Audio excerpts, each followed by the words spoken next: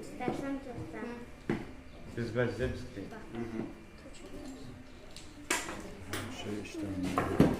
Yapışqan yoxdur da bundan. İşləmir. Şəbəkədir. Əvvəl kağız üzərində eskiz çəkilir. Eskizə görə taxta və rəng şüşələr hazırlanır. Bir dənə taxta hissəni hazırlamaq üçün azı 8 əməliyyat gedir, bir hissə. В каждой фигуре 8 операций.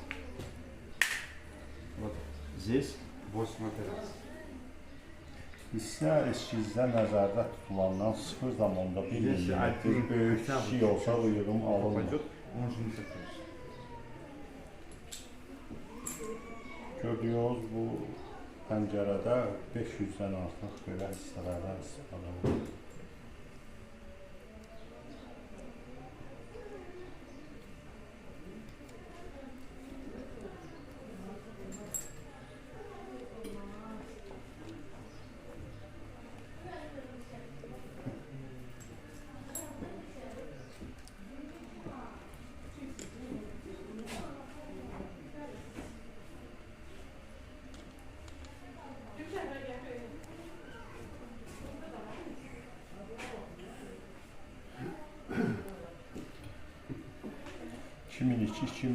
Şaşqan sarayını bərpa etmişəm.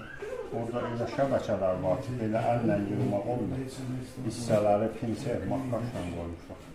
Həmən şəbəkənin 1 kvadrat metrinə 15.000 detal hissə və rəhlüşə gedir. Dünyanın heç bir yerində o qədər zərif şəbəkə yoxdur.